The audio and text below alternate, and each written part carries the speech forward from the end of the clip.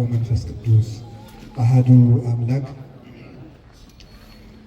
ቅድመ ዓለም የነበረ ይህንን ዓለም በካህሊነቱ የፈጠረ ዓለምን በቸርነቱ የሚመግብ ሥጋችንን ለብሶ ያዳነን ፈጣሪያችን መድኃኒታችን ኢየሱስ ክርስቶስ ስላደረገልን ስለ ቸርነት ሥራው ሁሉ ከባሕሪ አባቱ ከአብ ከባሕሪ ሕይወቱ ከመንፈስ ቅዱስ ጋር አንድ ለምትሆን መንግሥቱ ክብር ምስጋና ይድረሰው። የእናታችን የቅድስት ድንግል ማርያም፣ የቅዱሳን መላእክት፣ የቅዱሳን ሐዋርያት፣ የቅዱሳን ነቢያት፣ የቅዱሳን ሰማዕታት፣ ጻድቃን ረድኤታቸው በረከታቸው ከእኛ ጋር ይሁን። የተከበሩ አባታችን መልአከ ገነት መዝገቡ ላቀው የዚህ ቤተ ክርስቲያን አስተዳዳሪ፣ የተከበራቸው አባቶቻችን ሊቃውንተ ቤተ ክርስቲያን፣ ካህናት አባቶች፣ ዲያቆናት ወንድሞች፣ የእግዚአብሔር ቤተሰቦች አንድ አምላክ በሚሆን በአብ በወልድ በመንፈስ ቅዱስ ስም እንደምን ዋላችሁ? እንደምን ዋላችሁ? እንደምን አመሻችሁ? ቸሩ አምላካችን ኢየሱስ ክርስቶስ በዚህ ስለሰበሰበን እንዲያስተምረንም ስለፈቀደልን ስሙ የተመሰገነ ይሁን። በመካከላችን ተገኝቶ እንዲያስተምረንም ፈቃዱ ይሁንልን። እንማማራለን። እንደሰሩ አባቶቼ አምናለሁ በሚል ርዕስ ነው የምንማማረው። እስኪ በሉ እኔ በሉ። መልካም ስራ እንደሰሩ አባቶቼ አምናለሁ። እስኪ በሉ እኔ በሉ። መልካም ስራ እንደሰሩ አባቶቼ አምናለሁ። ሶስተኛ እኔ መልካም ስራ እንደሰሩ አባቶቼ አምናለሁ። ሃይማኖተ አበው ምዕራፍ 62 ከቁጥር 2 ላይ የምናገኘው ኃይለ ቃል ነው። ቃሉን የተናገረው ቅዱስ ዮሐንስ አፈወርቅ ነው የተናገረው።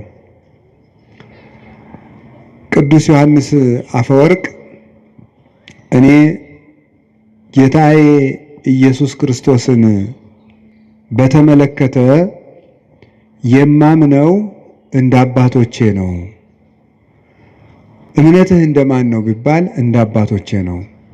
እነዚህ አባቶችስ እነማን ናቸው ብላችሁ ብትጠይቁኝ ሐዋርያት፣ ሰማዕታት፣ የእውነት ምስክር ሆነው መከራ የተቀበሉ እና እስከ ዛሬ ድረስ መልካም የሰሩ ቅዱሳን ናቸው ይላል። እንግዲህ ቅዱስ ዮሐንስ አፈወርቅ ሕይወቱን ታውቁታላችሁ። እጅግ ጌታን የሚወድ ክርስትና ከተነሳበት ቀን ጀምሮ ስቆ የማያውቅ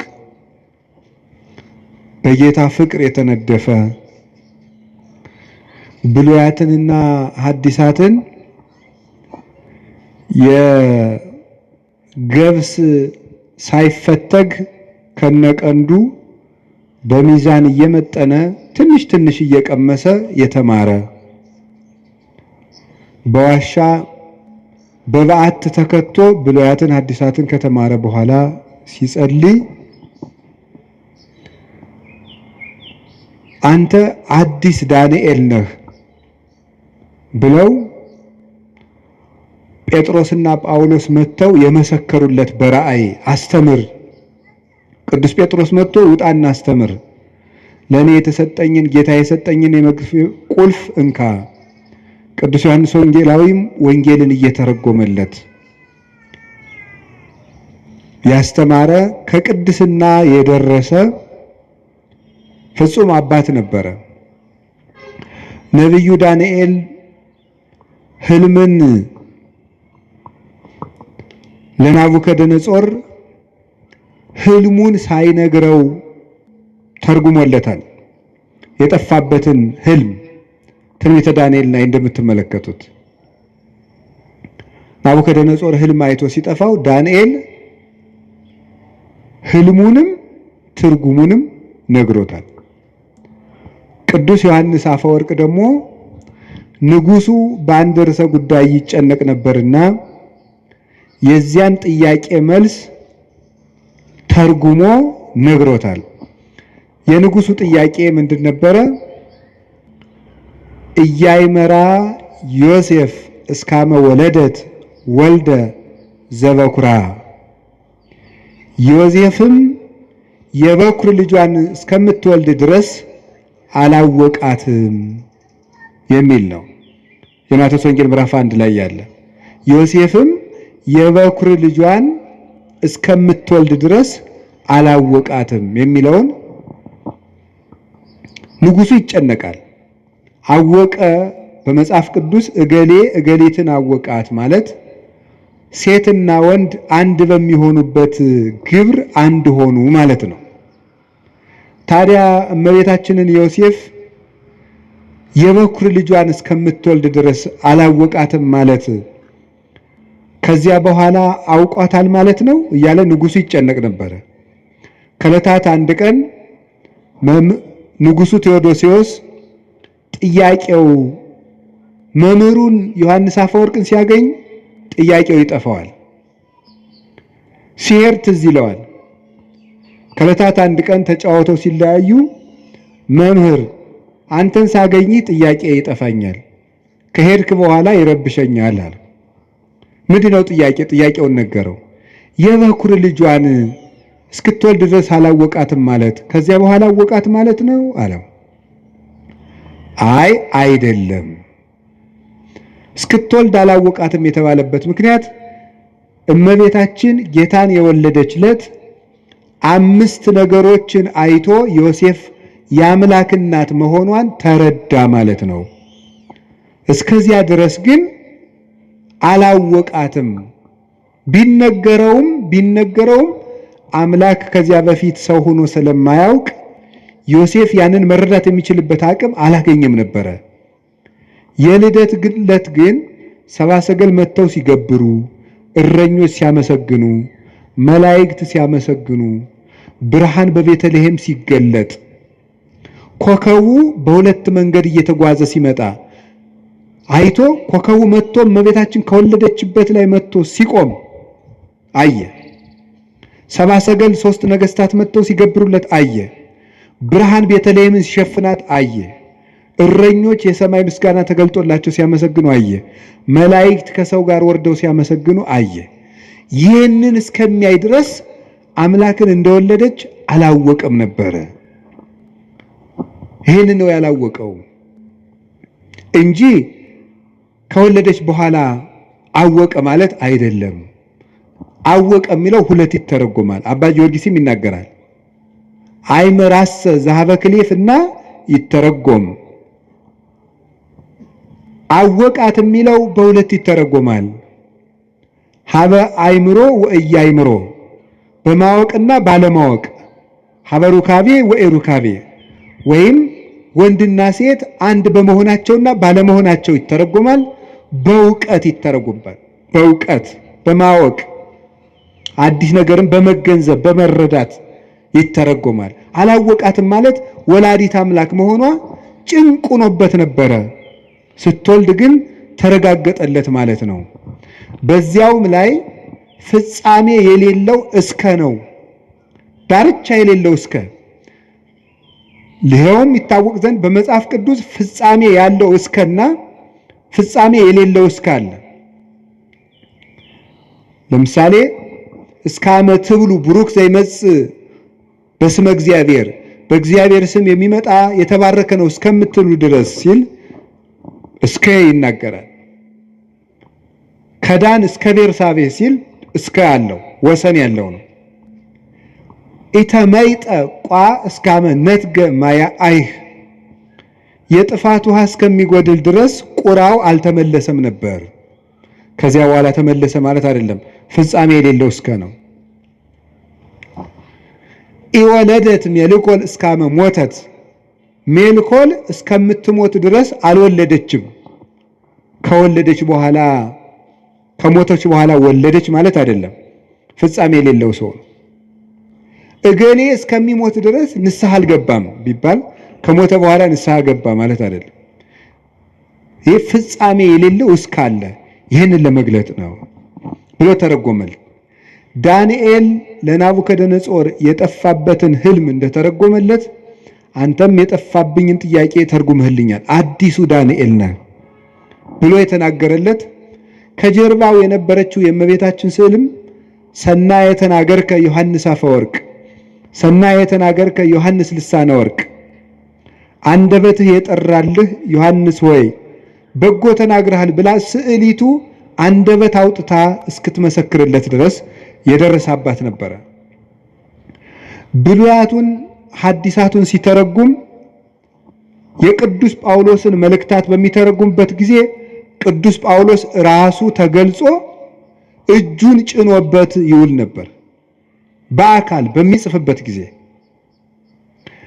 ቅዱስ ዮሐንስ አፈወርቅ ሹመት የማይወድ ፍጹም አባት ነው። ቅስና ሊሾም በተባለ ጊዜ ለጓደኛው ለባስሌዎስ ሲነግረው እኔ ካህን መሆን አልፈልግም ማለት ቄሱን ሲባል ቅስና ለማምጣት ካህን መሆን አልፈልግም። ለምን? ሁለት ምክንያቶችን ቢያንስ ልንገራቸው። እሱ ከዘረዘራቸው ጌታ ቅዱስ ጴጥሮስን ከትንሣኤ በኋላ ተገልጦ የዮና ልጅ ስምዖን ሆይ ትወደኛለህ ሆይ ካለው በኋላ ጌታ ሆይ እንድወድህ አንተ ታውቃለህ ባለው ጊዜ እኔን የምትወደኝ ከሆነ ለፍቅር ምልክት በጣም ብዙ ጊዜያትን ጹም፣ እኔን የምትወደኝ ከሆነ መሬት ላይ ተኛ አላለውም። ያለው በጎችን ጠብቅ ነው ይላል። ካህን መሆን ማለት የክርስቶስን በጎች መጠበቅ ነው። ለክርስቶስ የምናሳየው የመጨረሻው ፍቅርም በጎቹን መውደድና መጠበቅ ነው። እኔ ለዚህ አደራ የምበቃ ሰው አይደለሁም። በዚያውም ላይ አስበው የሚያድሩ በጎችን መጠበቅ አልችልም። ክርስቶስ የሞተላቸውን በጎች አስነጥቃለሁና ብሎ እምቢ ብሎ ተገዶ የተሾመ ሰው ነው። ዛሬው ደግሞ ተመልከቱ፣ ተገዶ እንኳን ከዚያ በላይ ያለውን ኤጲስቆጶስነት፣ ጳጳስነት፣ ፓትርያርክነት ሊመኘው ይቅርና ቅስና እንኳን አይገባኝም፣ እንዴት የክርስቶስን በጎች እኔ መጠበቅ እችላለሁ ብሎ ጵጵስና ደግሞ ከዚያ በላይ ያለ ዕዳ ነው። አባ መቃሪዎስ የሚባል አባት ጳጳስ ሆኖ ለእናቱ ሂዶ የው ጳጳሱኝ እናቴ አላት። እንዲሁ ነው ከማይህ ሙተ ተገንዘህ ባይሻለኝ ነበር አለች። ለምን እናቴ ሲላት ቀድሞ የምትጠየቅ በራስህ ኃጢአት ብቻ ነበር፣ አሁን ግን በሕዝብ ኃጢአት ጭምር ትጠየቃለህ አለችው። ሰዎች አንረዳው። ቅዱስ ዮሐንስ አፈወርቅ እንዲህ አለ ርኅሩህ፣ ድሃ የሚወድ የድሆች ጠበቃ፣ የምጽዋት አባት፣ ፊት አይቶ የማያዳላ የፈለገው ሁሉ እንዲያገኘው በከተማው መሃል ፓትርያርክ ሆኖ ብቻውን ሲመላለስ የሚገኝ ለአንዲት ድሃ መሬት ብሎ የቤተ መንግሥት ነገሥታትን የሚገስጽ እውነተኛ የቤተ ክርስቲያን አባት፣ አንደበቱ የጠራለት ነገሩ የተከናወነለት ፍጹም አባት ነው። የቤተ ክርስቲያን ሽልማት ነው። በአማን አፈወርቅ በአማን አፈ ጳዝዮን ዘያሰረግዋ ለቤተ ክርስቲያን በምድር አሳቲሁ፣ ቤተ ክርስቲያንን በድርሰቶቹ የሚያስጌጣት የሚሸልማት እውነትም አፈ ዕንቁ አፈ ማር ነው ይለዋል አባ ጊዮርጊስ። መናፍቃንን የሚለያቸው ቆርጦ የሚጥላቸው አፈ መጥባይት፣ ለምእመናን በስብከቱ መራራውን ክህደት የሚያርቅላቸው አፈ ሶከር አፈ መዓር ነበር ይላል። ከቃሉ ጋር ናቸው። በጣም ፍጹም መምህር ነው ቅዱስ ዮሐንስ አፈወርቅ። እግዚአብሔርን መስሎ ያስተማረ እና እሱ ሲናገር ስለ እምነት ከጠየቃችሁኝ መከራ እንደተቀበሉ አባቶቼ መልካም እንደሰሩ አባቶቼ አምናለሁ አለ። ይኸው እሱም አባቶቹን መሰለ። እምነት ደብዳቤ ከሆነ ምግባር ደግሞ ማህተም ነው። አልቦ ዘያነጤኒ እስመ ማኅተመ ሥጋሁ ለክርስቶስ እጸውር በሥጋዬ። ቅዱስ ጳውሎስ ሲናገር ገላትያ ምዕራፍ 6 ላይ ሲናገር የክርስቶስን ማህተም በሥጋ ተሸክሜያለሁና ማንም አያድክመኝ ይላል። የክርስቶስ ማህተም ያለው በክርስቶስ ስም መከራ መቀበል ነው። በክርስቶስ ስም ያመኑ ለዘመኑም ቅርብ የነበሩ በሱ ሕግ ጸንተው ምግባር የሰሩ ለምግባራቸውም መከራ የተቀበሉ እነዚህ እውነተኛ መምህራን እነዚህ ናቸው አለ። እሱም እንደዚህ አድርጎ ነው ያስተማረን። እየተሰደደ እየተገረፈ እየራበው እየጠማው ነው ያስተማረን። እንደዚህ ያሉ መምህራንን እምነት እንደነሱ ነው ማምነው፣ እንደቀደሙት መከራ እንደተቀበሉት እንደተመቻቸው አይደለም፣ እስከ ሕይወታቸው ፍጻሜ በጎ እንደሰሩት እግዚአብሔርን በመከራ ውስጥ ሆነው እንዳዩት እንደነዚያ አምናለሁ። ሌሎችም አባቶች ተባብረውበታል። በብሉይም በሐዲስም የተቀመጠ ነው ይሄ። አሁን ይሄንን ርዕስ የመረጥኩት ወድጄ አይደለም። ምዕመናን በየጊዜው ጥያቄ ይወለዳል። ሰይጣን እኔ በጣም ረባሽና ክፉ ያለ ቤት ስራ እንዳንቀመጥ የሚበጠብጥ መሆኑን የማየው በየወሩ የቤት ስራ የሚሆነን አንዳንድ ጥያቄ ይነሳል። ለዚህ ወር አንድ ጥያቄ ያስነሳል በሆነ ሰው፣ የሚቀጥለው ወር ደግሞ አንዱ ይናገራል። አምና የሆነ ጊዜ የዛሬ ምናምን ዓመት ስለ ታምረ ማርያም፣ ቀጥሎ ስለ ገድለ ተክለ ሃይማኖት፣ ቀጥሎ ስለ እንትን፣ ቀጥሎ እና እናንተ ይሄ ሁሉ ጥያቄ በተነሳባችሁ ቁጥር ምንድነው ማድረግ ያለባችሁ ነው። መንገር የፈለኩት እሱ ነው። በየጊዜው ወይም ቤታችን የሚያጣጥል ወይ ቤተክርስቲያን የሚያጣጥል ወይም ክብር የሚቀንስ ሲመጣ ምንድነው መፍትሄው ነው። መፍትሄው እንደ አባቶቻችን ማመን። እስኪ እንደ አባቶቻችን ማመን በሉ። እንደነማን ማመን ያለብን? እንዴት እንዳሉት አባቶቻችን። እስኪ መከራ እንደተቀበሉት በሉ። እስከ ሕይወታቸው ፍጻሜ በጎ እንደሰሩት በሉ። እንደ አባቶቻችን ምን እንላለን? እናምናለን። እንደ ትናንትናዎቹ ነው የምናምን። ዛሬ ያገኘነው እግዚአብሔር የለም። ሃይማኖት በውሳኔ የሚገለጥ አይደለም። ሰዎች ተሰብስበው የሚወስኑት አይደለም። የተገለጠ እውነት ነው። የተገኘ ሐሳብ አይደለም። የተወሰነ ሐሳብም አይደለም። ስምምነትም አይደለም። የተገለጠ እውነት ነው። እግዚአብሔር ተገልጧል፣ አይተነውማል።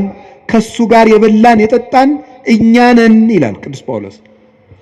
በብዙ ነገር ወበብዙ መክፈልት አይዳአ እግዚአብሔር ለአበዊነ በነቢያቲሁ እምትካት። እግዚአብሔር በብዙ ህብረ ትንቢት፣ በብዙ ህብረ መልክ፣ በብዙ አነጋገር፣ በብዙ ጎዳና ለአባቶቻችን በነቢያት ከቀድሞ ጀምሮ ተናገረ። ወለነሰ በዳሃሪ መዋይል ነገረነ በወልዱ ወቦቱ ፈጠሮ ለኩሉ ወረሰዮ ወራሴ ኩሉ ዘውቱ ጸዳለ ስባቲሁ አምሳለ አራያሁ ዘይእህዝ ኩሎ በኃይለ ቃሩ።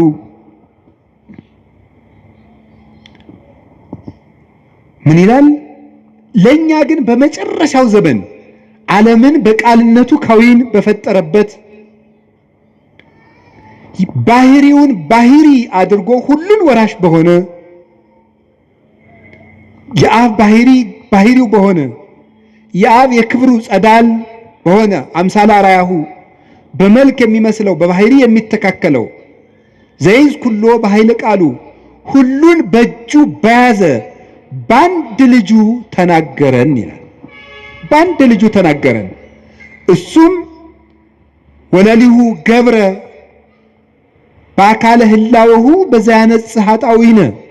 እሱም በገዛ ደሙ ኃጢአታችንን ካነጻ በኋላ ወነበረ በየማነ እበዩ ዘበሰማያት በግርማው ቀኝ ተቀመጠ። እስመ ብሂለ ነቢር ያእምር ሀበ ዘኢተልእኮ። ተቀመጠ ማለትም ተልእኮ የለበትም ማለት ነው ይላል ቅዱስ ዮሐንስ አፈወርቅ ሲተረጉመው ዕብራውያን ምዕራፍ 1 ከቁጥር 1 እስከ 3 ያለውን። ስለዚህ እግዚአብሔር ተገልጧል። አንደኛ ዮሐንስ ምዕራፍ 1 ላይ ምን ይላል? ንሕነ ንነግረክሙ ንዜንወክሙ በይንተ ነገረ ሕይወት ዘሃሎ እምቅድም ዘሰማይናሁ ወዘርእይናሁ ወዘገሰሳሁ እደዊነ። እኛ ግን በጆሮአችን የሰማነውን በዓይናችን ያየነውን በእጃችን የዳሰስነውን የሕይወትን ቃል እንነግራችኋለን ይላል። እግዚአብሔር ተገልጧል።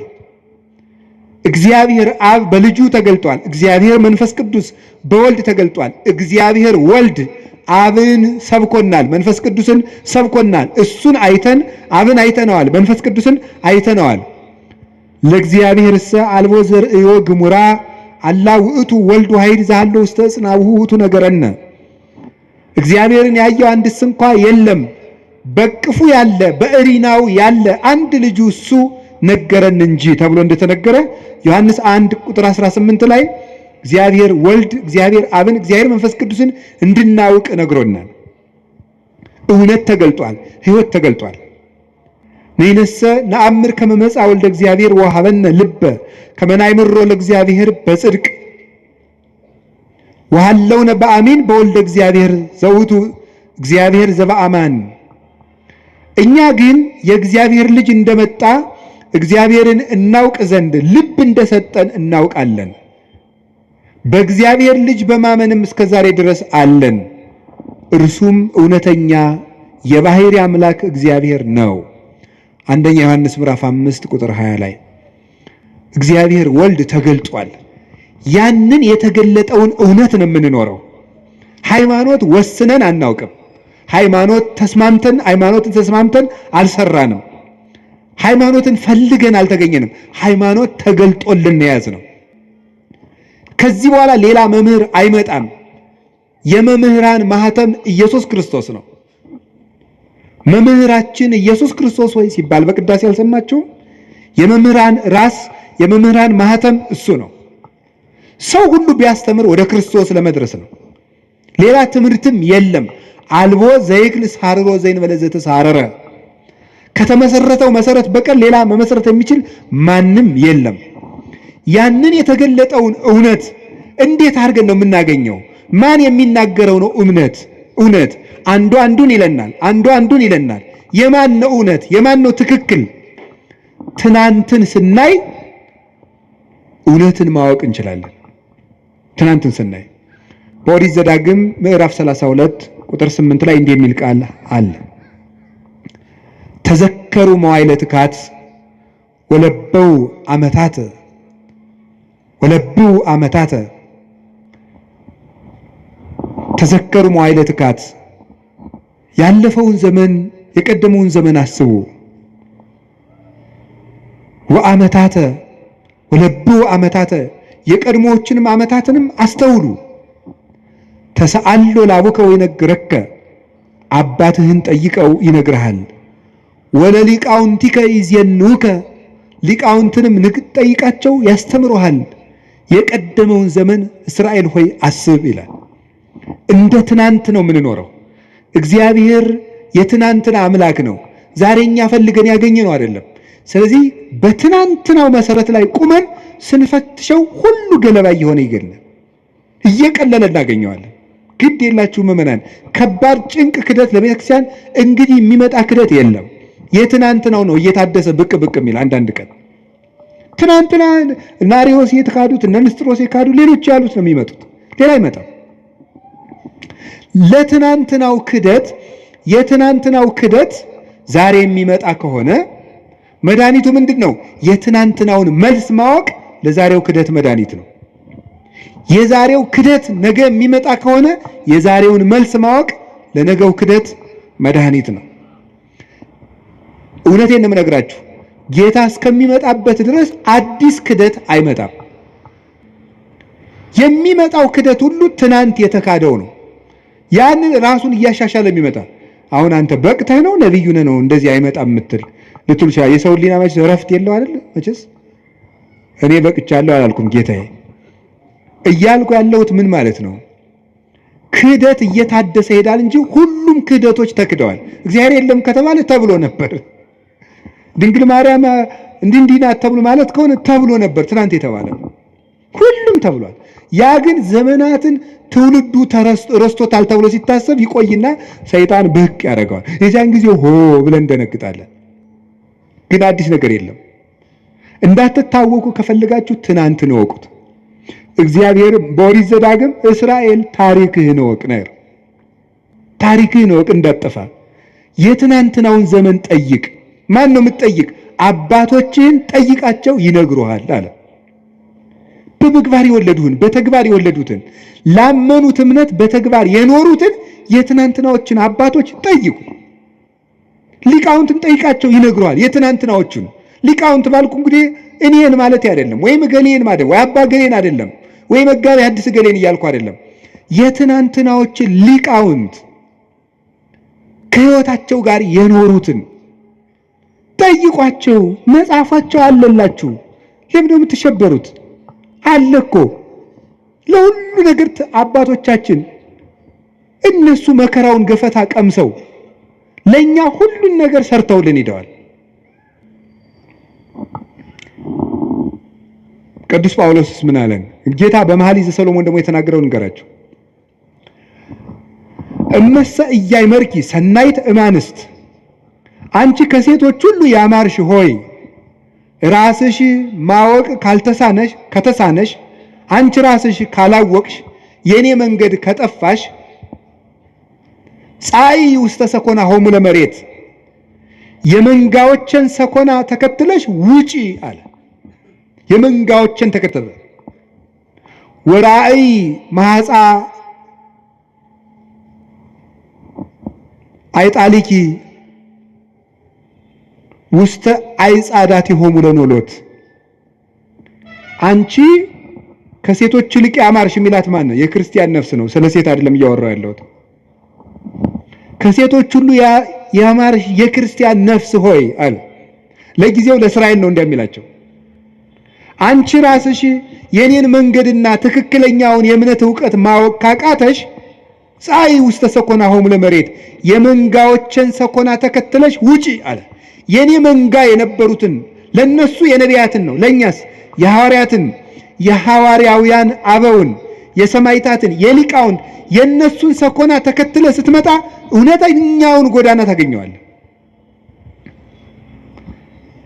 ወራይ ማሐሳ ጣሊኪ ውስተ አይጻዳት ሆሙ ለኖሎት፣ የፍየል ግልገሎችሽንም በረኞቹ ድንኳን አጠገብ አሰማሪያቸው ማለት ልጆችሽን በነቢያት ጉባኤ፣ በሐዋርያት ጉባኤ፣ በሊቃውንት ጉባኤ በጉባኤያቸው ዳርቻ አውያቸው ይላል። ዳርዳሩን የሚሮጥ የፍየል ግልገል ለቀበሮ ሆኖ መቅረቱ አይቀርም። ከእረኞቹ ድንኳን ያራቀ ግልገል ግን ማንም አይነጥቀውም። ድንኳኑ አልተፈታም፣ ጉባኤ ቤት አልተፈታም። እኔ ለራሴ የሌሎችን መምህራን አላውቅም። እኔ ለራሴ የአባቶቼ ሕይወት የለኝም፣ የአባቶቼ ትምህርት ግን አለኝ። እግዚአብሔር የገለጠልኝ ነገር ገለጠልኝ የምለው ዛሬ አየሁት ሰማሁት የምለው የለኝም። የተገለጠላቸውን መምህራን ትምህርት ግን ሳልቀንስ አስተምራለሁ። ጉባኤ አለ፣ መለካት እችላለሁ፣ መመዘን እችላለሁ። የምናገረው ነገር በአንደኛው ክፍለ ዘመን ሊቅ ይመዘናል። በነ ቅዱስ ኢሬኔዎስ በነ ቅዱስ አግናጤዎስ መጽሐፋቸው አለ፣ ምስክር ነው። በግዕዝ አለ፣ በግሪክ አለ፣ በእንግሊዘኛ አለ። የነ ቅዱስ ዮሐንስ አፈወርቅ አለ። ሚዛን ላይ መቆም እንችላለን። እኔ የማስተምረው ትምህርት ትናንት ያስተማሩትን ነው። ይህንን ሰው አባቶቻችን እኛ ላይ እምነት ካጣችሁ ትናንትን ፈልጉ። የእውነቴን ነው። ፍልስጤማውያን ትቢያ የሚደፉበትን የአብርሃምን ጉድጓድ መፈለግ ይገባል። እንደ አባታችን እንደ ይስሐቅ ሲቆፍር አባቶች ሲደፍኑበት መጨረሻ የአብርሃምን ውሃ አገኘው። ይህ በእውነተኛው የሐዋርያዊ ምንጭ ላይ ትቢያ የሚነሰንሱበት ፍልስጤማውያን ናቸው። የእግዚአብሔር ወገን ያልሆኑ መናፍቃን ማለት ነው። አንተ ግን ጉድጓዱን እስከምታገኘው ድረስ ቆፍር። ትናንትኔ ሂዱ። የቅዱስ ኢሬኔዎስ መጽሐፍ እስኪ አንብቡት። እስኪ መጽሐፍ እኮ አለላችሁ፣ ሞልቶላችኋል። ኤጌኔስ ዘሄሬሲስ የሚል መጽሐፍ አሁን አለላችሁ። አንብቡት እስኪ ሂዱና። በእንግሊዘኛ አለ፣ ተምረናል ትላላችሁ። እስኪ አንብቡ ሂዱና። እመቤታችን ምን እንደሚላት ጌታ ምን እንደሚለው ሂዱና አንብቡት። የነ ቅዱስ አግናጤዎስን መጽሐፍ ይሁት አለላችሁ። ቁጭ ብሎ እኮ ነው። እንዴ መጽሐፍ ቅዱስን እነሱ መጽሐፍ ቅዱስ ከጠቀስክ እኮ መጽሐፍ ቅዱስ የሰበሰበው ሊቅ ትምህርት ማመን አለብህ። መጽሐፍ ቅዱስን በጥብቅና የጠበቀው ቅዱስ ሄሬኔዎስ ነው። ቅዱስ ሄሬኔዎስ ሰብስቦ እንዲጠረዝ ያደረገው መጽሐፍ ቅዱስ እየጠቀስክ ሄሬኔዎስ የሚያምነውን ክርስቶስ፣ ሄሬኔዎስ ያመናትን ማርያም እንደ ሄሬኔዎስ ማስተማር አለብህ። ትናንትን ነው የምናየው ዘመዶች። ግልገሎችሽን በረኞቹ ድንኳን አጠገብ አስተማሪ። ልጆቻችሁን የት ነው የምታስተማሯቸው ዛሬ? እውነቴን ነው። ጉባኤያችሁን ፈልጉ፣ መምህሮቻችሁን እወቁ። ጉባኤ ቤት እኔ የጉባኤ ቤት መምህር ስለሆንኩ አይደለም፣ ጉባኤ ቤት ስለሚባል ነገር እወቁ። የእውነቴን ነው የምነግራችሁ። መምህሮቻችሁን ማወቅ አለባችሁ። አጥኑ እስኪ። የኢትዮጵያ ቤተክርስቲያን የትምህርት ሰንሰለቷ ምንድን ነው ብላችሁ እስኪ ጠይቁ። አንድ ሰው በአንድ ዘመን ላይ የሆነ ትምህርት ይዞ ብቅ ሲል በምንድን ነው የምንለካው? በትናንት። ትናንት ስንል ሉተርም ትናንት ነው፣ ሊዮንም ትናንት ነው 451 ላይ። ግን ከዚያ በፊት የነበሩት ከዚያም ቀጥሎ ያሉት የትናንትናውን ያረሱ የትናንትናውን ያረሱ ሲሄድ ከነቢያት ሰንሰለት የሚደርስ እንደዚያ የሆነ እንደሆነ ነው። ቅዱስ ጳውሎስ ደግሞ ምን አለ? ተዘከሩ መኳንንቲክሙ ዘነገሩክሙ ቃለ እግዚአብሔር። የእግዚአብሔርን ቃል የነገሯችሁን ዋኖቻችሁን አስቡ። እነማንን አስቡ? ዋኖቻችሁን አስቡ። የትናንትና ዋኖች አሉን እኛ መሰረት የሆኑ ዋኖችን። በጉባኤ ኒቂያ ዋና የነበሩት እነ ቅዱስ አትናቴዎስ፣ በጉባኤ ቆስጥንጥንያ ዋና የነበሩት እነ ቅዱስ ጢሞቴዎስ፣ በጉባኤ ኤፌሶን ዋና የነበሩት እነ ቅዱስ ቄርሎስ፣ እነ ቅዱስ ዮሐንስ አፈወርቅ፣ እነ ቅዱስ ሳዊሮስ ዘስሙናይን፣ እነ ቅዱስ ሳዊሮስ ዘአንጾኪያ አሉ። የትናንትናዎቹ በየርዕሰ ጉዳዩ አሉላችሁ።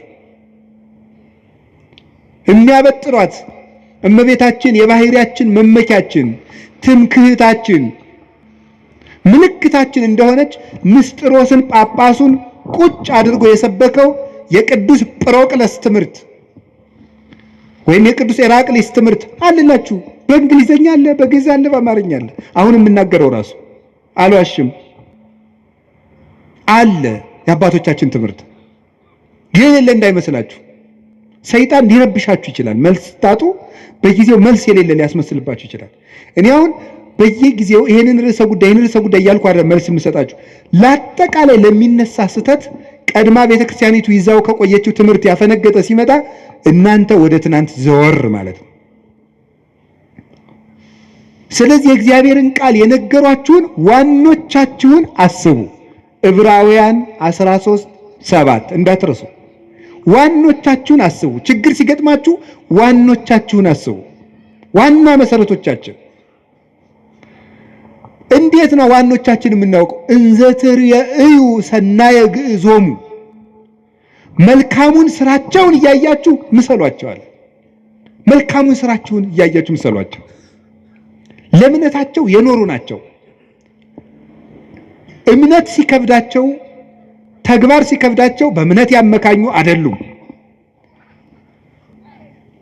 ክርስቶስን ለመውደዳቸው ምግባር መስራት ሲያቅታቸው ክርስቶስ ስለሚወደኝ ምግባር አያስፈልገኝም የሚሉ ለስጋቸው ጠበቃ የቆሙ አይደሉም። ራሳቸውን ዘንግተው ለክርስቶስ የኖሩ ልክ ቅዱስ ጳውሎስ ገላትያ ምዕራፍ 2 ቁጥር 20 ላይ አንሰ ይሃሎኩ ወበሕይወተ ክርስቶስ ሃሎኩ፣ እኔ አሁን ሕያው ሁኜ የለውም በእኔ የሚኖረው ክርስቶስ ነው ይላል። እኔ በሕይወት የለውም በእኔ የሚኖረው ክርስቶስ ነው ይላል ቅዱስ ጳውሎስ።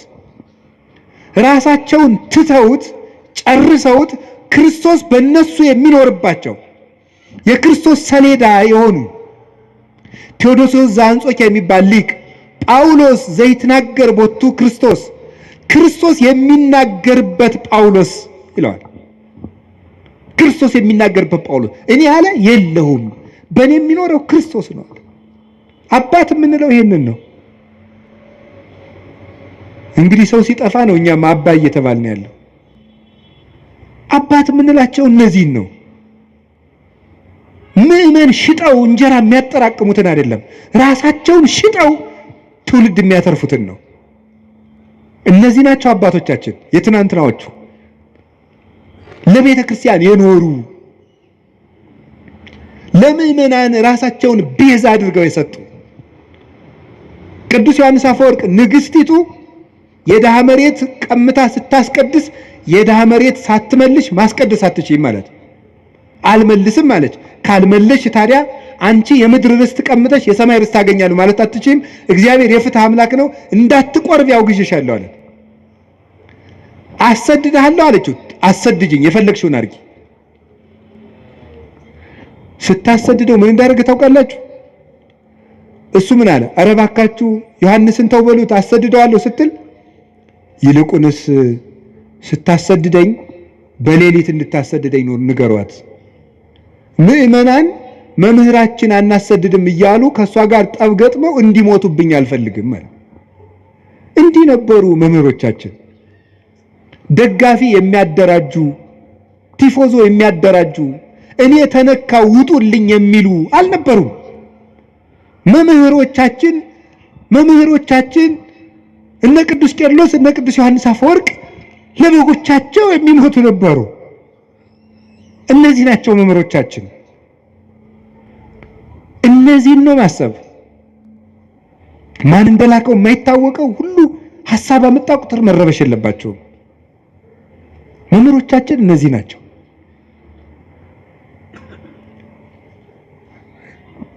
መልካሙ ስራቸው ምስክራቸው ነው። ቅዱስ ቄርሎስ ደግሞ እንዲህ አለ። ሃይማኖተ አበው ምዕራፍ 78 ቁጥር 2 ላይ ንሕነሰ በእንተ ሥርዓተ መድኃኒነ ነአምን ከመ እምነተ አበዊነ ቅዱሳን፣ እኛስ ስለ ጌታችን ስለ መድኃኒታችን ስለ ኢየሱስ ክርስቶስ ተዋሕዶ ንጹሐን ክቡራን እንደሆኑ እንደ አባቶቻችን እናምናለን። ንሕነሰ ንተሉ እምነተ አበዊነ ቅዱሳን ዘእንበለ ተወላውሎ፣ እኛ ግን ንጹሐን ክቡራን የሚሆኑ የአባቶቻችንን ሃይማኖት ቀኝም ግራም ሳንል እንከተላለን። እስመ ሶበ አንበብነ መጻሕፍተ እልክቱ ሰራይነ አልባቢነ፣ የእነሱን መጽሐፍ በተመለከትን ጊዜ ልቡናችንን ወስነን ገተን ይዘነዋልና። የእነሱ መጽሐፍ ማሰሪያችን ነው፣ የልቡናችን ማህተም ነው። ልቡናችን በአባቶቻችን መጽሐፍ አርፏል ይላል ቅዱስ ቄርሎስ። ወኢናብ ካላ ሃይማኖተ ዲበ ሃይማኖት ርትዕት፣ በቀናች ሃይማኖታችን ላይ ሌላ ነገር አንጨምርበት። እንዴት? የቀና ጎዳና እንሄዳለንና በጥርጊያ ጎዳና የምንሄድ ነን ይላል ቴዎዶሲዎስ ተቀብሎ። ንጉሥ በሄደበት ጎዳና የምንሄድ ነን፣ የንጉሥ ክርስቶስን ጎዳና የምንከተል ነን። ቅዱስ ሳዊሮስ ዘአንጾኪያ ሃይማኖተ አበው ምዕራፍ 85 ቁጥር 10 ላይ ሲናገር ውእቱ አእምሮ ዘያድኅን ዘተወከብናሁ ቅድመ እምአበዊነ ቅዱሳን ለባሰያነ እግዚአብሔር፣ እግዚአብሔርን ከለበሱ እግዚአብሔር ካደረባቸው ከንጹሐን አባቶቻችን አስቀድመን የተቀበልነው የሚያድን ሃይማኖት ይህ ነው ይላል። የሚያድን ሃይማኖት ከንጹሕ አባት የተገኘ ነው። ንጹሕ አባት ሰንሰለቱ ነው ያስተላልፈው ነው። ልብ በሉ፣ የስህተት ትምህርቶችን የሚያስተላልፉ ሰዎች ወይ አድርባዮች ናቸው፣ ወይ ሆዳም ናቸው፣ ወይ ሹመት ፈላጊዎች ናቸው፣ ወይ ምስጋና ፈላጊዎች ናቸው። ንጹሕ ትምህርት ያስተማረውን አባት ሂድና እየው። ዮሐንስ አፈወርቅ ትሁት፣ ቅዱስ ቄርሎስ ትሁት፣ ቅዱስ ኤፍሬም እንደው ትሁት፣ እኔ ጌታዬ ያንተን ወንጌል ማስተማር አይገባኝም ብሎ ዋሻ ውስጥ ዶ የሚሸሸግ ነበር ቅዱስ ኤፍሬም። አንተ በልልና የሰበከውን ወንጌል እኔ ትቢያው እንዴት አድርጌ ያስተምረዋለሁ እየተባለ እያሉ እዩዋቸው። እነ ቅዱስ ኤጲፋኒዎስ ሹመት አልፈልግም እያሉ በአዝመራ መካከል ጠፍተው ከተደበቁበት ታስረው ተይዘው እየመጡ ነበር የሚሾሙት። የክርስቶስ ትምህርት ያደረበት አባት የክርስቶስን ሕይወት ያሳያቸዋል። እንደው አባቶቻችን ይሄን የዕብራውያንን ሲተረጉሙ የቀደሙ አባቶቻችን ዋኖቻችሁን አስቡ የሚለውን ሲተረጉሙ በጎ እውነተኛ እምነት ያለው ምግባር የሌለው መምህር ቢኖር ይላል። መከተል ይገባል አይገባም? ምግባር ያለው አንደበቱ የለሰለሰ ሃይማኖቱ የጠመመ አባት ቢኖር መከተል ይገባልን ቢሉ ይላሉ። ይሄን አይገባም፣ በለሰለሰ ምግባሩ እያታለለ ወደ ክደት ያደርሳልና። የሃይማኖቱ የቀና መምህር ግን ከሆነ ምግባር እንኳ ባይኖረው እያደር ይሰራዋል ይላሉ። አሁን ላለው ነው። አሁን ያለ መምህር ታዲያ ቅዱስ ካልሆነ አንስማው ብትሉ እና እንዲያማ ከሆነ እኔ ማርፌ እቀመጣለሁ። ምስጢሩ ምንድነው? አሁን ያለን መምህር የምንሰማው የትናንትናዎቹን እስካስተማረን ድረስ ነው። ከዚያ ከወጣ ቆርጠን እንጥለዋለን። ለስጋ በሚመች ፈጠራ ልቦለድ ለነገስታት በሚመች የሚሰብክ ከሆነ መምህራችን አይደለም። መቅድመ ኩሉ ሐሊ ከመትጽና በርትዕት ሃይማኖት፣ ከሁሉ አስቀድመ በቀናች ሃይማኖት መጽናትህን አረጋግጥ፣ አጽና፣ አስብ። ወባይቱ ኢታጥሪ ዘንተ ማበስጋ ወደም። ግን ይህንን ሃይማኖት ከስጋዊ መምህር አገኘዋለሁ አትበል። ቅዱስ አትናቴዎስ ሃይማኖተ አበው ላይ ሲናገር አስቀድመህ ወዳጄ ከሁሉም ስራ አስቀድመህ የቀና ሃይማኖት እንዳለህ እርግጠኛ ሆን። የቀና ሃይማኖትን ግን ምድራዊ ነገር ከሚያሳድድ ሰው አገኘዋለሁ አትበል። እስመ ለሊሁ ይቤ ብፁዕ አንተ ስምዖን ወልደ ዮና እስመ ይከሰተ ለከ ዘንተ ዘሥጋ ወደም። ጌታችን ኢየሱስ ክርስቶስ ራሱ ስምዖን ሆይ ብፁዕ ነህ ይህንን ስጋዊ ደማዊ አልገለጠልህም ብሎ ያመሰገነው ቅዱስ ጴጥሮስ የሰማይ ዕውቀትን ስለተናገረ ነው እንጂ የምድር ዕውቀትን ቢናገር አያመሰግነውም ነበር ይላል ቅዱስ አትናቴዎስ። ስለዚህ ዘመዶቼ እንደ አባቶቻችን መከራ እንደተቀበሉት እናምናለን። በየትኛውም ርዕሰ ጉዳይ ቢሆን እናምናለን። ሰሞኑን እመቤታችን ቤዛ ትባላለች አትባልም የሚል ጥያቄ በጣም ብዙ ምዕመናን ስትጠይቁኝ ስለነበረ ሐሳቡን ካነሱት አባት ጋር ግንኙነት የለኝም። ብዙ ጊዜ ሰዎች ለሚያነሱት ሐሳብ እኔ መልስ የማልሰጥበት ምክንያት ሰዎቹ እንዲድኑ ስለምፈልግ ነው። በሌላ ትምህርት አስተምሮ ሰዎቹ ከዚያ እንዲጠገኑ ማድረግ የተሻለ ነው፣ እልክ ከማስያዝ ብዬ ስለማስብ ነው። ግራ ነገር ልንገራችሁ። እኔ አሁን እመቤታችን ቤዛ ትባላለች አትባልም የሚለውን መልስ ከመመለሴ በፊት እንዲህ ያለ ጥያቄ ሲመጣባችሁ ምንድነው ማድረግ ያለባችሁ? ቅድም የነገርኳችሁ ምንድነው ማድረግ ያለባችሁ? ስለዚህ ጉዳይ የትናንትና አባቶቻችን ምን ብለዋል ነው። ምን ብለዋል? ቅዱስ ያሬድ ምንድነው ያለው? አባ ጊዮርጊስ ምንድነው ያለው? ቅዱስ ጎርጎርዮስ ዘንዚናዙ ምንድነው ያለው? ሕሊናዋን በመጠበቋ ስጋዋን ጠብቃ ንጹህ ሆና በመኖሯ ፍጹም እምነትን በመያዟ she became the advocate of Eve ነው የሚለው። ከእንግሊዘኛው ቀጥታ ስለወሰድኩት የሔዋን ጠበቃዋ ቤዛዋ ሆነቻት ነው የሚለው ቅዱስ ጎርጎርዮስ ዘንዚናዙ። ታዲያ ምንድነው ማድረግ የፈለጋችሁ ይባል? ሄዳችሁ ትናንትን ማየት ነው። ይባላል አይባልም? ሐሳብ ሲገጥማችሁ ምን ተብሏል? እስኪ መምህር አባቶች ምን ብለዋል በዚህ ጉዳይ ላይ? ኑረውበታል እኮ። ግን እንደው ይሄ ልነግራችሁ ፈልጌ ነው። እኔ አንድ ገጠመኝ ልንገራችሁ።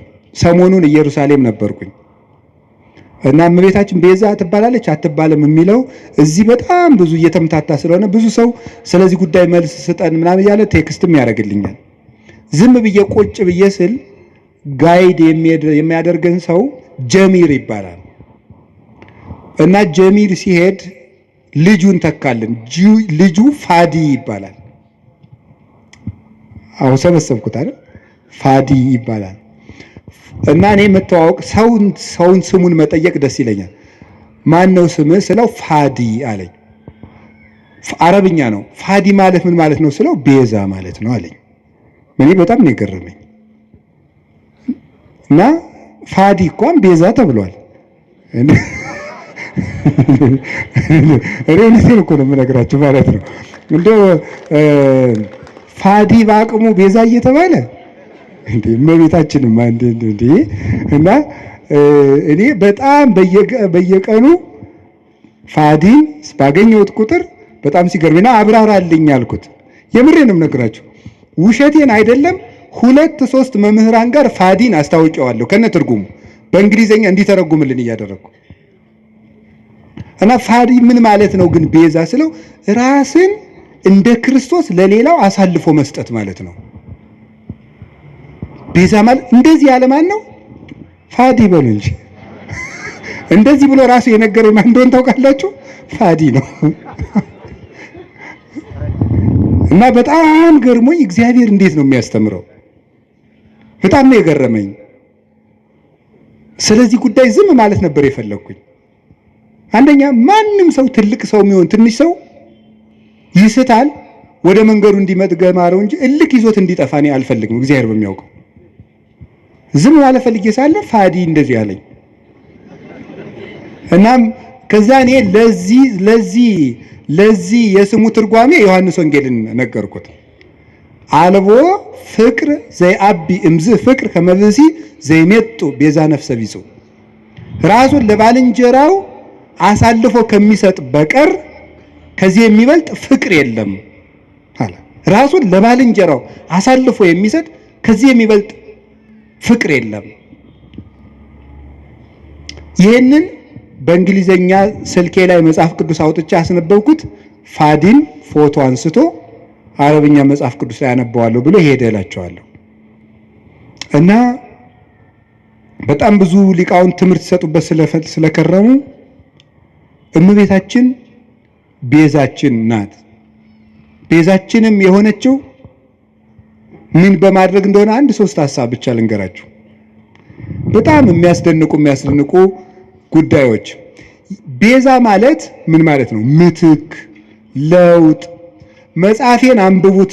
ማስታወቂያ እየሰራው ሊሆንብኝ ብሎ ነው እንጂ እኔ አሐቲ ድንግል የምትባለው መጽሐፌ ላይ አንድ ምዕራፍ 6 ላይ ቤዛዊት ዓለም ብዬ ጽፌያለሁ። ማንበብ የእናንተ ድርሻ ነው አይደለ? ጉዳዩ ከመነሳቱ በፊት ይሄ ጉዳይ እኔ ወደዚህ ጉዳይ አልመጣሁም። ቀድሜ ግን ሐሳቡን ጽፌያለሁ በዚህ ጉዳይ ላይ እና ቤዛ ምትክ፣ ለውጥ፣ ጥብቅና፣ ጠበቃ መሆን፣ መዋጀት፣ አዳኝነት፣ መታደግ እንደማለት ነው። ለጌዛ ቤዛ ሲባል የራሱ ትርጉም አለው። ብዙ ሊቃውንት ብዙ ስላሉበት እዚህ ጉዳይ ላይ ብዙ ማለት አልፈልግም። እመቤታችን ቤዛ ስንላት ከጌታ ጋር አስተካክለን ሳይሆን ለውጥ ማለት ነው። ምንድነው ለውጥ? ከመጀመሪያይቱ ሴት የጎደሉ ነገሮች ነበሩ።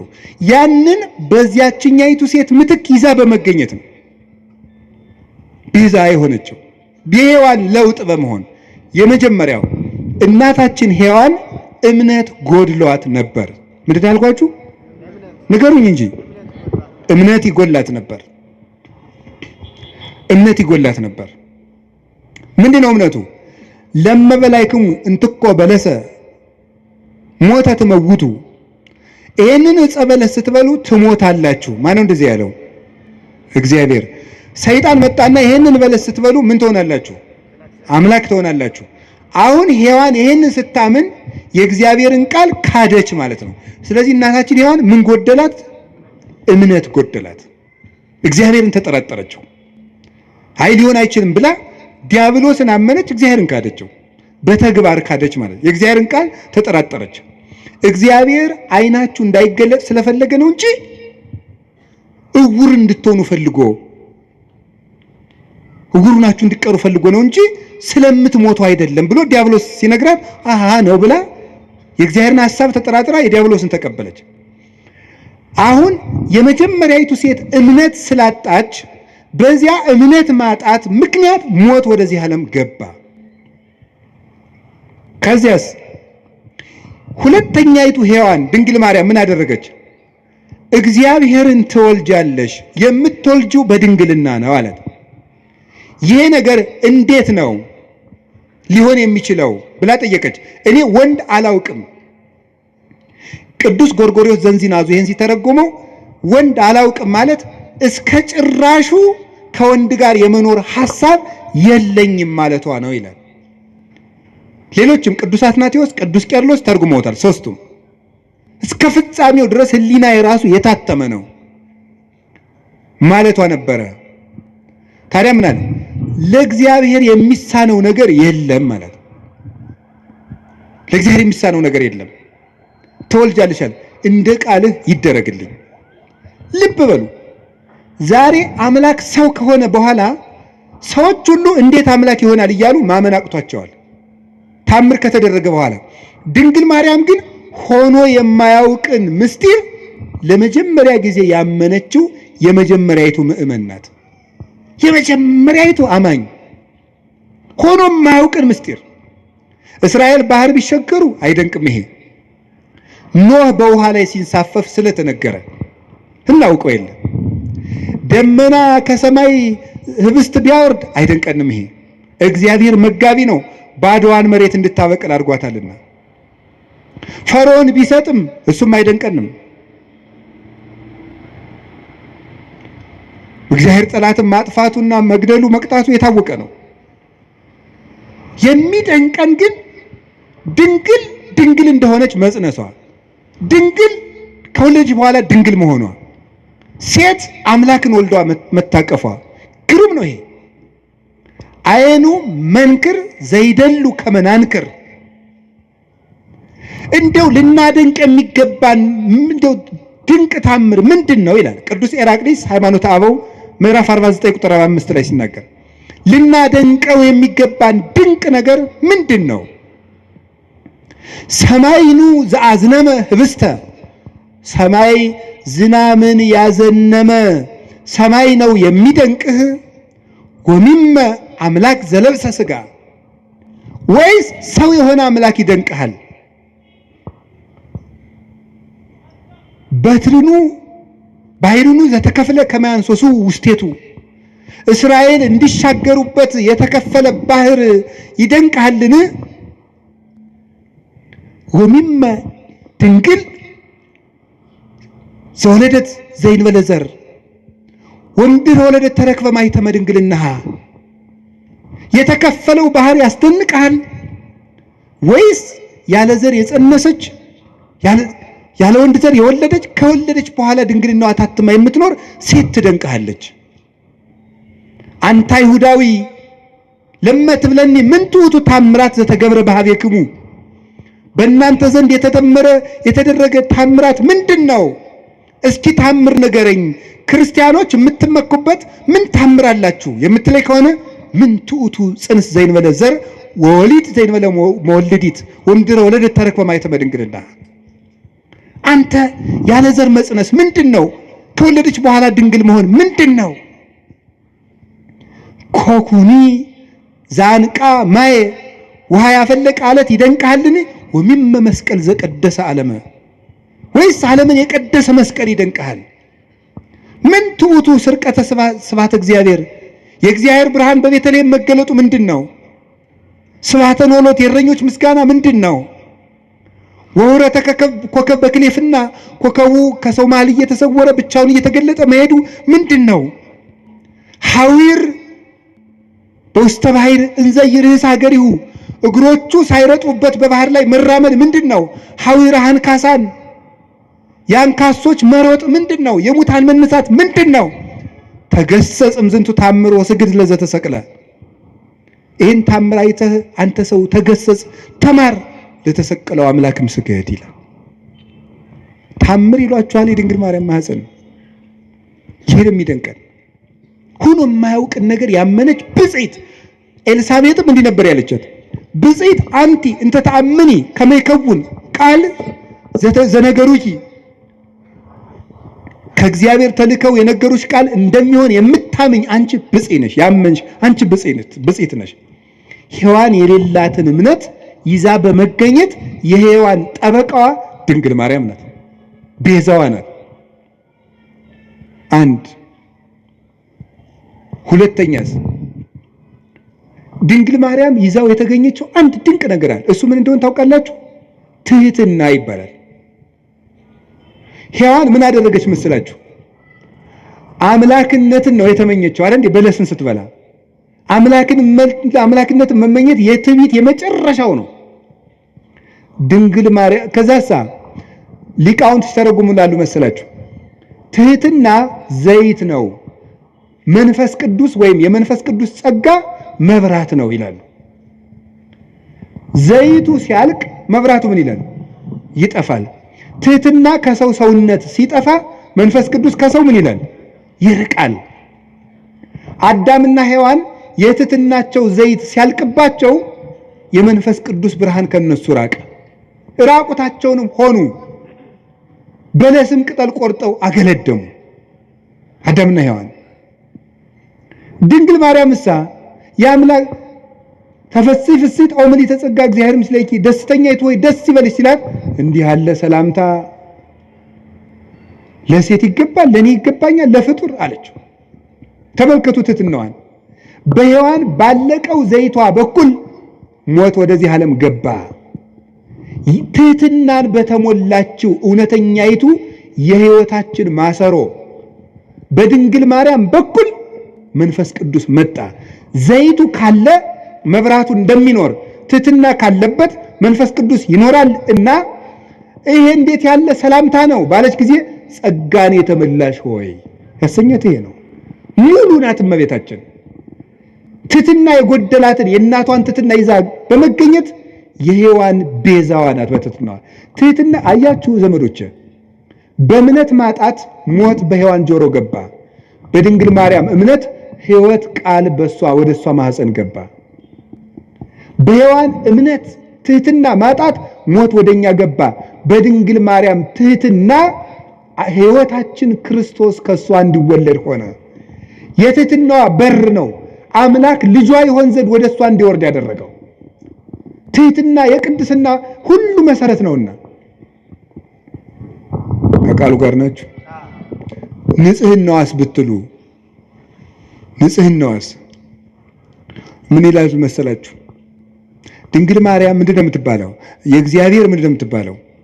በሉ እንጂ ከተማ በሉ እንጂ የእግዚአብሔር ምን መዝሙር 86 ስላለ ይሄንን ለቅዱስ ኤፍሬም ለቅዱስ ያሬድ የእግዚአብሔር ከተማ አምልተው እና አባ ጊዮርጊስ አምልተው አስፍተው ተርጉመውታል። የእግዚአብሔር ከተማ ማለት ምን ማለት ነው? በነገራችሁ ላይ አንድ እንደኔ ያለ ሰው ዝም ብሎ ደርሶ የእግዚአብሔር ከተማ አይባልም። ትንሽ ያላት እንቅልፍ የላት እንደሚባለው አንደኛ ቆሮንቶስ ምዕራፍ 3 ቁጥር 16 ላይ እናንተ የመንፈስ ቅዱስ መቅደስ ናችሁ ይላል ብሎ ሊጠቅስ ነው። አንዱ ሩጦ እንደዚህ ነው የሚለው። በነገራችሁ ላይ መናፍቃን እኛ አንድ ጥቅስ ስንጠቅስ ያኛውን የማናውቀው ነው የሚመስላቸው።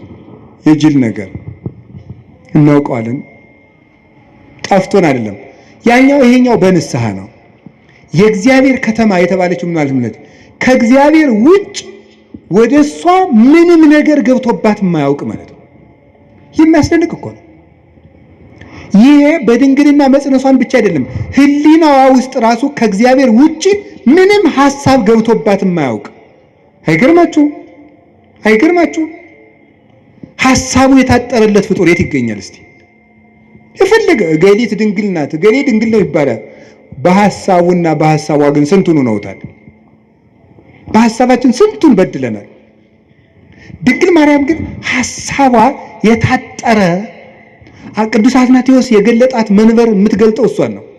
መኑ ውእቱ ዘከማከ ዘከለለ መንበሮ በእሳት፣ አቤቱ መንበሩን በእሳት ያጠረ እንዳንተ ያለው ማን ነው? መንፈስ ቅዱስ የጋረዳት ናትና ፍጹም ንጽሕት እርግማን የሌለባት መርገም ያልወደቀባት ምልአተ ኃጢአት ያላገኛት ቃሏ ቅዱስ ቅዱስ ድንግል ሐሳቧ ድንግል ስጋዋ ድንግል ልቡናዋ ድንግል የሆነች እመቤታችን ናት። ለዚህ ነው በስድስተኛው ወር ገብርኤል መልአክ ወደ ምን ድንግል ሄደ ነው የሚለው።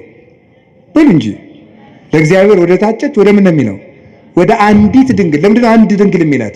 እንደሷ ያለ ድንግልና ያለው ማንም የለም። ስጋው ድንግል ቢሆን አፉ አይደለም፣ አፉ ድንግል ቢሆን ሐሳቡ ድንግል አይደለም። ሁሉ የተሞላላት እመቤታችን ናት። እግዚአብሔር ደግሞ በንጹህ የሚያድረው ንጹህ ስለሆነች እመቤታችን አደረት። አቀባ ጰራቅሊጦስም ከርሰ እማ መንፈስ ቅዱስ ከእናቷ ማኅፀን ጀምሮ ጠበቃት። ወኢረኩሰት በምንትኒ እምዘፈጠራ ከፍጥራትም ጀምሮ ምንም በምን አላደፈችም። እንዴት ሆና ነው ከሰው ተገንታ የሰው እርግማን ያላረፈባት? ከመእምጽቡር ጽሩየ ገብራ ጭቃ ወርቅ ከጭቃ ሲገኝ ጭቃው እንደሌለበት ሁሉ ከተረገመው ከአዳም ልጅ ባህሪ ስትወለድ ርግማን ያላገኛት ንጽሕት ዘር ጽጌ ሃይማኖት ዘጸገየት በማይከል አስዋክ ይላታል ቅዱስ ያሬድ። በእሾህ መካከል አብባ የተገኘች የሃይማኖት አበባ።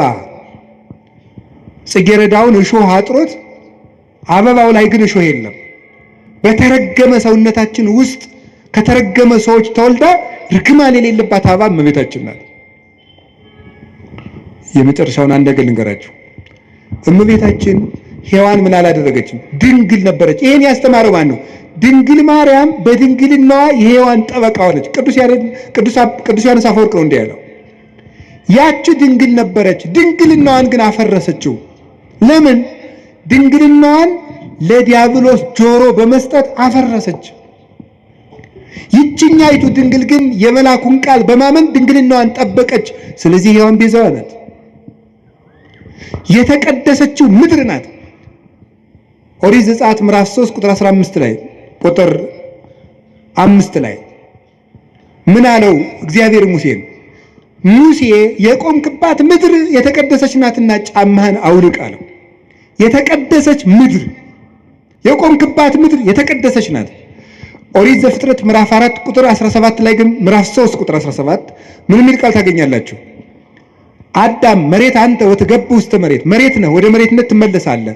እርግምተ ትኩን ምድር በእንቲአከ፣ ምድር በአንተ ምክንያት የተረገመች ትሁን። ሶከ ወአሜከላ ለውቁልከ፣ እሾህና አሜከላ ይብቀልብህ አለው። ምድር በአንተ ምክንያት የተቀደሰች ትሁን፣ የተረገመች ትሁን አለው። ምድር ሙሴን ደግሞ የቆምክባት ምድር የተቀደሰች ናት አለው። እንዴት ነው ምድር የተረገመች ከሆነች የተቀደሰች ምድር የተገኘችው? በተረገመ ምድር ውስጥ ሙሴ የቆመባት መሬት የተቀደሰች እንደተባለች በተረገመው ሰውነታችን መሃል እርግማን ያላረፈባት የተቀደሰችው አማናዊ ሊቀ ካህናታችን ንጉሳችን ኢየሱስ ክርስቶስ የቆመባት ቅድስቲቱ ምድር ድንግል ማርያም ናት። ምን አለ ቅዱስ ዮሐንስ አፈወርቅ? ተፈሥሒ ኦግዝቴ ቅድስት ድንግል ምድር ቅድስት እንተበጽሐኪ እግዚአብሔር እንዘይዚያ እንዲህ በደመና ብሩህ ወውአ ውስቴትኪ። እግዚአብሔር በብሩህ ደመና ተጭኖ መጥቶ በማኅፀንሽ ያደረ ቅድስት ምድር እመቤቴ ማርያም ሆይ ደስ ይበልሽ ማለት ለዚህ ነው። ቅድስት ምድር ርግማን የሌለባት ሰውነቷን ንጹሕ አድርጋ ጠብቃ ያቀረበች እሷ ናት። መጨረሻ ላይስ የምነግራችሁ ድንግል ማርያም ለሔዋን በመታዘዝ ቤዛዋ ናት። እስኪ በመታዘዝ በሉ። በምን? በመታዘዝ። ሔዋንን አትብይ ወይም አዳምን አትብላ፣ ይሄ ምንድን ነው? ትእዛዝ በሉ እንጂ አፍርሰው ምን አሉ? በሉ። ባለመታዘዛቸው ምን መጣ? ሞት። በአንድ ሰው አለመታዘዝ ሞት ወደዚህ ዓለም ገባ አይደለም የሚለው? ገባ። አለመታዘዛቸው። ይችኛይቱ ድንግልስ እውነተኛይቱ ድንግል ማርያም እሷሳ ምንድናት? ታዘዘች። አምላክን ትወልጃለሽ፣ እሺ ይደረግልኝ። ምታዘዝ። ቀጥሎስ ልትወልድ 9 ወር ሞልቷት ልትቆጠሪ መንገድ ሂጂ፣ እሺ። እንዴ እምትወልጂው ንጉስ ነው ታብዬ ሲያበቃ የምድር ንጉስ ሊቆጥረኝ መሄድ ምንድን ነው ያላለች? እሺ ብላ የታዘዘች። እሺ ወልዳሳ ሲያበቃ ወደ ግብፅ ሂጅ፣ እሺ። ወደ ግብፅ ስትሄድ ስንት ዓመቷ ነው? የ15 ዓመት ልጅ መንገድ ሄዳ የማታውቅ አገር የማታውቅ ከ600 ኪሎ ሜትር በላይ በእግሯ በእስራኤል የብርድ ወራት ነው የተሰደደችው። ቸነፈር እያሳደዳት አውሬ ገጥማት አታውቅ። ሂዳ የምታርፍበት ቤት ዘመድ የላት። እሺ ተንከራተተች፣ ተሰደደች። ተመልሰሽ ናዝሬት ነይ። እሺ እና እሷ ቤዛ ያልሆነች ማንም ይሆናል? ሁሉን እሺ እያለች እየታዘዘች አንድ ቀን አንደበቷን ገልጣ ያላማረረች ከማመስገን በቀር ልጇ ውሃውን ጠጅ አድርግ ልጄ፣ ጊዜ ገና አልደረሰም። እሺ ጊዜ ገና አልደረሰም ያላት ይላል ቅዱስ ጎርጎርዮስ ዘንዚናዙ በዕለተ ዓርብ ባንቺ ልጅነቴ የምታዘዝበት ቀን ገና አልደረሰም እያላት ነው ይላል። ደሙን አፍሶ ስጋውን ቆርሶ ግን እነሆ ያንቺ ልጅ እንደመሆኔ የምታዘዝበት ቀን ዛሬ ነው። ይሄው ልጅሽ። በዮሐንስ አንጻር ራሱን ነበር ይሄው ልጅሽ የሚላት። እነሆ ልጅሽ ሂጅ ከሱ ጋር። እሺ እንደ ድንግል ማርያም ያለ ታዛዥ በምድር የለም። እግዚአብሔር የሚፈልገው ምንድነው? የሚወደኝ ቢኖር ቃሌን ይጠብቃል። ቃሉን በመጠበቅ ለሔዋን ቤዛ ሆና አምላክ እንዲያድርባት የአምላክ እናት ለመሆን የበቃች እመቤታችን ቅድስት ድንግል ማርያም ነው። እምነቷን፣ ትህትናዋን፣ ታዛዥነቷን፣ ፍጹም ድንግልናዋን፣ ንጹሕ ሕዋሳቷን ይዛ በመቅረብ ለልብሰተ ሥጋ የሔዋን ቤዛዋ ናት። እንዲህ ያለውን ነገረ ማርያም እና ነገረ ክርስቶስ ጥሩ ስራ እንደሰሩት መከራ እንደተቀበሉት አባቶቻችን እናምናለን። የአክል ሃይማኖት ዘአልቦ ጥልቀት፣ ነውር የሌለበት ሃይማኖት በቂ ነው። ቅዱስ ቄርሎስ ወእምነት በቅድስት ድንግል ከመይእቲ ወላዲተ እግዚአብሔር በሥጋ፣ ድንግል ማርያም እግዚአብሔርን በሥጋ እንደወለደች ማመን በቂ ነው ይላል። ነገ እመቤታችን ናት። እመቤታችን ለኛ ምልክታችን ናት። አንድ ነገር ልንገራችሁ። በጉባኤ ኤፌሶን ጊዜ ንስጥሮስ ሲመጣ ምን ይዞ እንደመጣ ታውቃላችሁ? 50 ወታደሮችን አስጭኖ ነው የመጣው። ወደ ጉባኤ ሲመጣ ቅዱስ ቄርሎስ ወደ ኤፌሶን ሲሄድ ምን ይዞ ነው? ወላዲተ አምላክ የሚል ጽሑፍ እንደ ታፔላ ጽፎ ከጳጳሳት ፊት ለፊት አድርጎ ነበር የደረሰው። ወላዲተ አምላክ ወላዲተ አምላክ ወላዲተ አምላክ የሚለው ቃል ለኛ ምልክታችን ነው።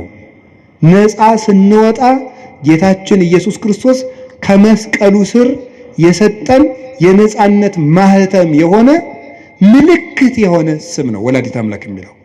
ጌታሳ በስሙ የሚቀድሰን በደሙ ያነጻን ምህረቱን የሚያድለን፣ ድንግል ማርያም ግን ወደ ክርስቶስ ምህረት የምታደርሰን የእምነታችን ምልክት። እንደውም ቅዱስ ዮሐንስ አፈወርቅ የሚናገረው ልናገርና ልጨርስ። ወእሰብክ እመንገለ ድንግልናሃ ለማርያም፣ የድንግል ማርያምን ድንግልና ምልክት አድርጌ ክርስቶስን እሰብከዋለሁ። እስኪ በሉ ሁላችሁ የድንግል ማርያምን ድንግልና በሉ። ምልክት አድርጌ ክርስቶስን እሰብከዋለሁ። ምኑን ምልክት አድርጌ? እኛ የተሰቀለውን ክርስቶስን እንሰብካለን አይደል ያለ ቅዱስ ጳውሎስ። ክርስቶስን ለመስበክ የማንን ድንግልና ምልክት እናደርጋለን? የእናቱ ድንግልና። የእናቱ ድንግልና ክርስቶስን በሰበክንበት ሁሉ ክርስቶስ አምላክ ለመሆኑ ምልክታችን ነው። እሷ ድንግል ናት፣ ድንግል በሉ። እሷ እናት ናት በሉ። ስለዚህ ስንት ናት ግን? እሱ አምላክ ነው፣ እሱ ሰው ነው። ስንት ነው እሱ? እሷ ድንግል ናት። ስትወልድ ድንግልናዋ ተለውጧል አልተለወጠም? እሱ አምላክ ነው። ሰው ሲሆን አምላክነቱ ተለውጧል አልተለወጠም? አልተለወጠም። እሷ ድንግል በመሆኗ እናትነት ቀርቶባታል አልቀረባትም? እሱ አምላክ በመሆኑ ሰውነቱ ተለውጧል አልተለወጠም? እሷ ቀድሞ ምንድናት? ድንግል በሉ። በጸነሰች ጊዜ ምንድናት? ከወለደች በኋላ ምንድናት? እሱ ከመወለዱ አስቀድሞ ምንድነው? አምላክ በሉ። ተጸንሶ ሳለ ምንድነው? ከተወለደ በኋላ ምንድነው? የድንግል ማርያም ድንግልና የማይለወጠው ድንግልናዋ ለማይለወጠው ልጅዷ ምልክታችን ነው። ትናንትም ድንግል፣ ዛሬም ድንግል፣ ነገም ድንግል ትናንትም አምላክ ዛሬም አምላክ ነገም አምላክ ብለን ለመስበካችን ምልክታችን እሷ ናት። ኢየሱስ ክርስቶስ ዘትማልም ወክመ ውእቱ እስከ ለዓለም። ኢየሱስ ክርስቶስ ትናንትም ዛሬም እስከ ዘላለሙ ድረስ ሕያው ነው። እኔ ግን መከራ እንደተቀበሉ በጎ ሥራ እንደሰሩ አባቶቼ አምናለሁ። ወስብሐት ለእግዚአብሔር። ይቆየን።